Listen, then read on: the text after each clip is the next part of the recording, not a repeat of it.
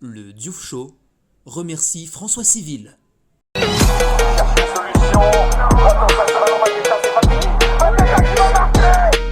Le Diouf Show avec Nicolas et Hippolyte.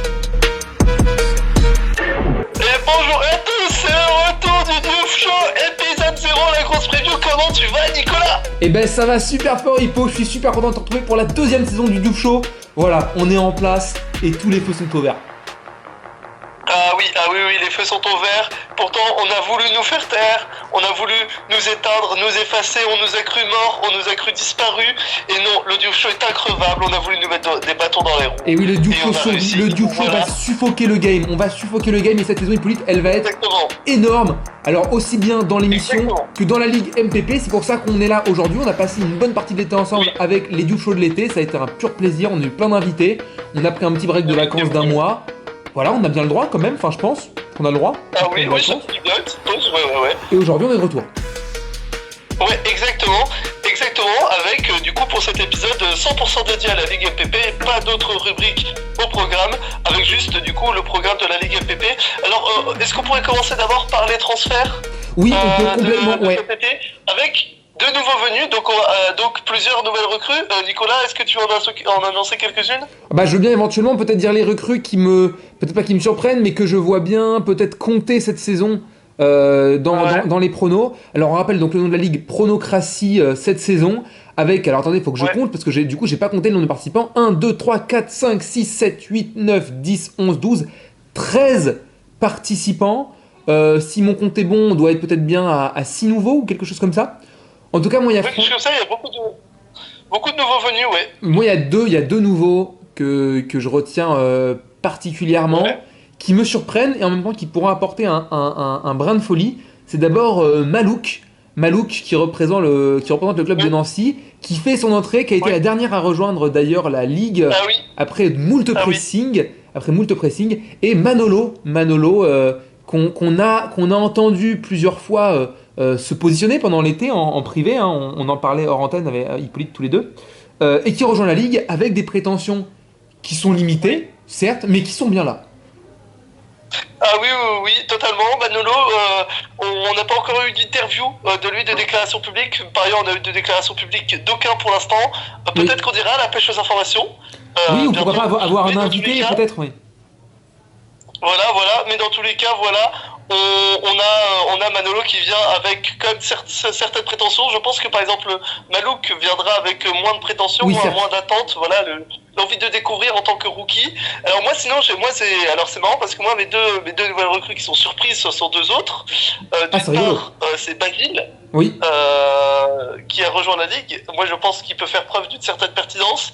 C'est quand même un vrai connaisseur de football. Oui, c'est un parieur. parieur, parce qu'il y a connaître le football Et c'est un et parieur, savoir exactement, pronostiquer.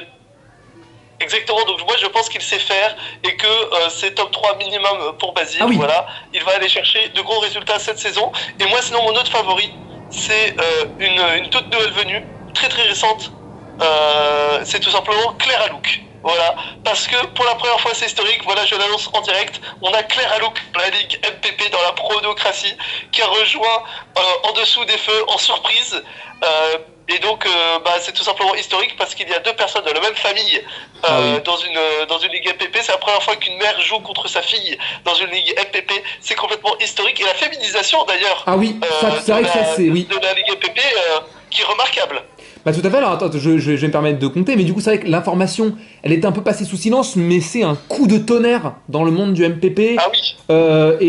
et c'est très hypant, si je peux me permettre d'utiliser un terme un peu nouveau, un anglicisme, mais c'est vraiment une très grande nouvelle, et on se demande, alors, est-ce que ça va simplement être de la com, est-ce qu'il va y avoir des résultats? Ce serait complètement fou d'avoir un podium, même pourquoi pas, tu vois, un top 5 ou un doublé, enfin je ne sais pas, bref, Ah bon. ou même sur une journée, tu vois, Alors, il y a des belles ah histoires. oui, alors je pense que Claire Alouk, la clairvoyance, est capable de faire preuve, de faire honneur à son pseudonyme, si je peux me Oui. permettre. Ah bah, Peut-être première chercher chose. une ou deux semaines en tête, et peut-être un top 5, ouais, un top 5, je pense que ce sera un objectif assez légitime Pourquoi pas, pour ouais. la clairvoyance, ouais. Pourquoi pas un top 5? Je vais me Voilà. permettre du coup de faire une rapide review des autres candidats qu'on n'a pas rappelé. Un autre nouveau venu, c'est Oui. Rouslan.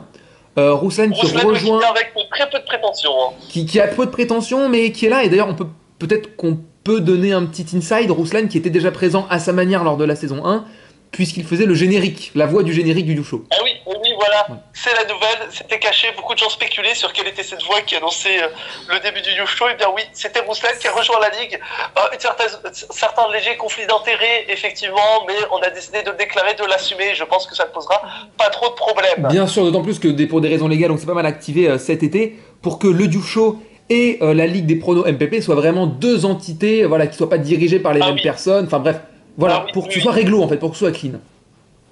D'ailleurs, on rappellera qu'il y a eu un changement d'administration aussi dans le championnat, c'est-à-dire que la Ligue MPP de la saison précédente était dirigée par Redouane, et on a eu un changement de dirigeant, c'est maintenant Malo qui est dirigeant, Malo, voilà, et dont on espère qu'il fera plus de preuves et des meilleurs résultats que la saison précédente.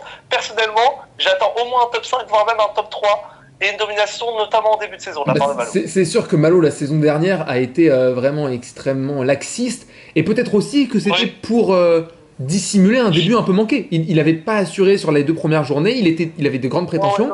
Voilà, je veux pas faire d'attaque ad hominem, mais il y a quand même quelque chose de est-ce qu'on assume ou est-ce qu'on n'assume pas son statut.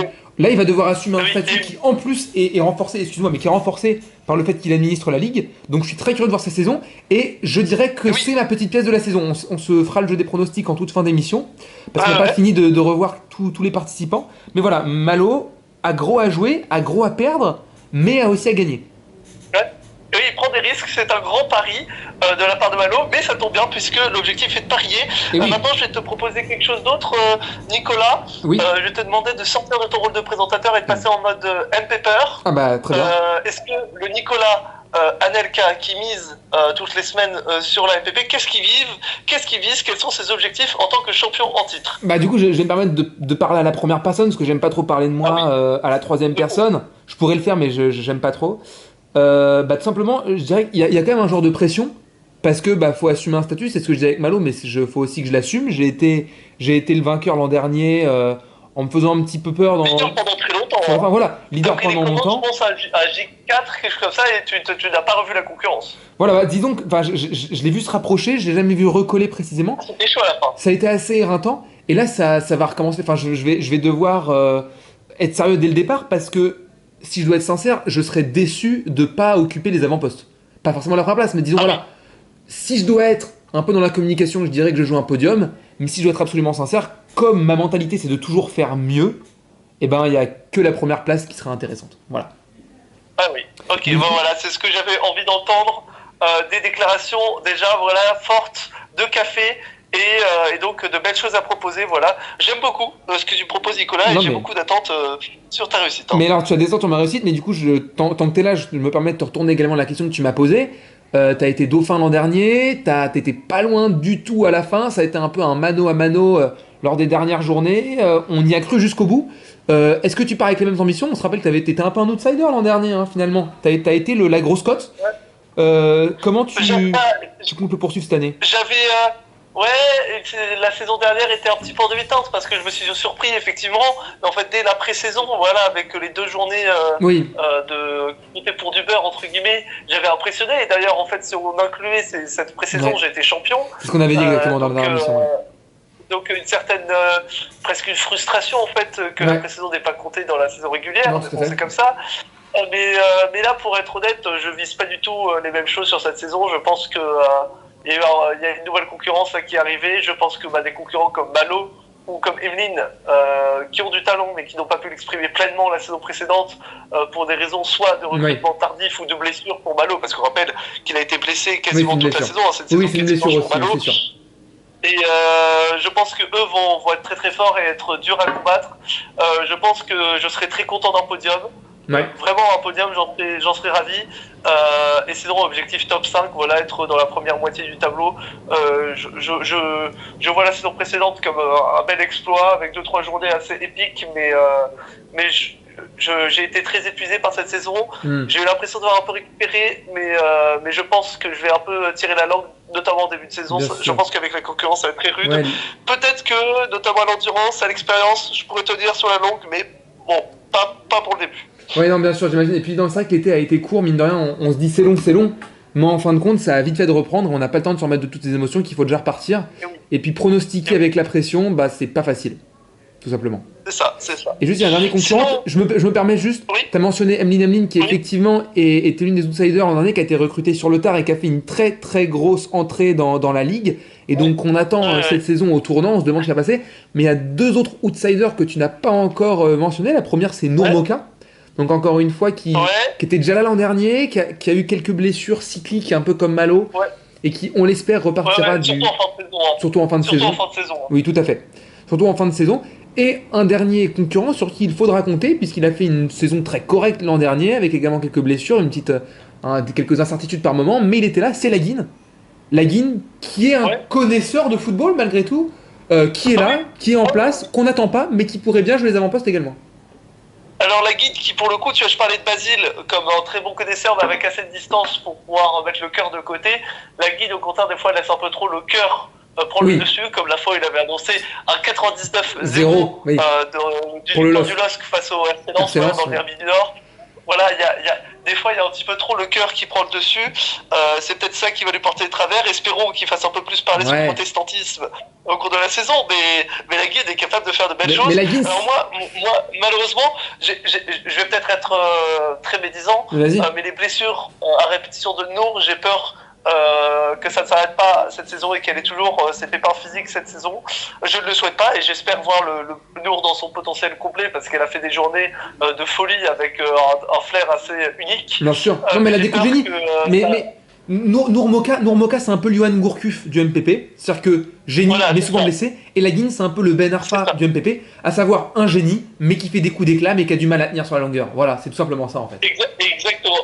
Exactement. Et donc en fait moi je verrais plus comme outsider Redouane ou Lucas par exemple. Lucas Coutu, très sous-côté, il a fait une saison vraiment sous-côté, il s'est vraiment effondré sur la fin, on a vu le manque d'expérience. Mais il fait quatrième avec il fait quatrième et longtemps sur le podium, on a longtemps cru qu'il allait être sur le podium. Voilà. À surveiller.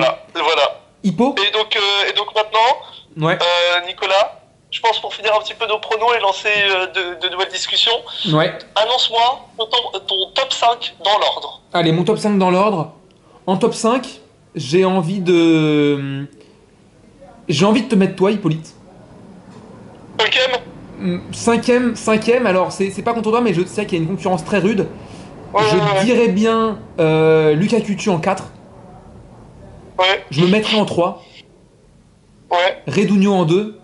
Et la grosse cote, mais ça a du sens, Basile en 1. Bah, je suis à peu près d'accord, pour moi Basile est le favori, voilà, Basile en 1. Je mettrai Malo en 2. J'espère pas de pépin physique pour Malo, mais j'ai beaucoup d'espoir. Je pense une grande réussite pour sa part. Je mettrai Lucas Coutu en 3. Et Emily en 4 et Marion en 5. Voilà, je vois des surprises aussi du côté féminin. Et donc voilà. Donc moi je vois quelque chose comme ça. Moi je pense que Marion est capable de faire de belles choses et de montrer qu'avoir de la distance avec le foot peut permettre à de bons résultats. Mais c'est un peu un qui tout double. Voilà. Et pour terminer le jeu des pronos, Hippolyte, on ressortira tout ça en temps voulu évidemment. Qui sera la charrette? Qui sera lanterne rouge? Voilà, c'est un peu cruel comme pari, mais quel est ton pronostic? Moi, je dois avouer qu'il me donne tort, je n'attends que ça. Mais je pense que Ruslan va oublier de pronostiquer très fréquemment, va être souvent blessé. On le sait, hein, c'est pas un homme sérieux, c'est un homme de fête. Un homme d'extra sportif, disons. Et bien que j'aime beaucoup son air fantasque, je pense que il misera trop de victoires sur le FC Metz et le FC Metz ne gagne pas assez pour qu'il ait la réussite aussi. Donc moi je vois bien Ruslan de lanterne rouge. Très bien. Ben moi je miserais bien sur Nourmoka à peu près pour les mêmes raisons de manque de substance. On verra bien. Voilà, les paris sont pris. En tout cas, ça va être une saison passionnante. Hippolyte, je te pose un petit peu. On a 1 minute 30 pour finir. Est-ce que tu as envie de rajouter quelque chose, à imposer une dernière idée? Enfin, imposer, tu la proposes, hein, on s'impose rien entre nous. Le Diouf Show, c'est du partage. Donc voilà, est-ce que tu as envie de quelque chose pour avoir le mot de la fin? Non, rien de spécifique, si ce n'est que j'ai envie de te dire que je suis très heureux qu'on soit aussi nombreux à participer, qu'il y ait une telle mixité, qu'il y ait des gens de différents horizons, de différents intérêts, même de différents âges. Tout à fait. J'aime beaucoup. J'aime beaucoup l'équipe qui a été faite, tous les recrutements de cet été. Il y a une très belle ligue, j'ai très hâte de voir ce que ça va donner. Peut-être qu'au cours de l'année, il y aura de nouveaux recrutements, de nouveaux venus. Tout à fait. On a déjà vu ça la saison dernière avec Emeline Emeline, donc peut-être que d'autres personnes rejoindront en cours de saison. C'est très possible et je le souhaite de tout cœur. Dans tous les cas, je souhaite une très belle saison. J'espère que les gens seront le plus assidus possible.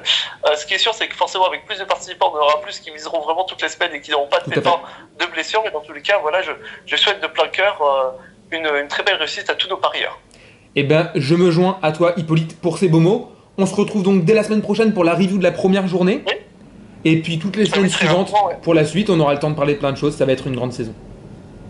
Absolument, absolument. Allez, ciao, ciao. Ciao.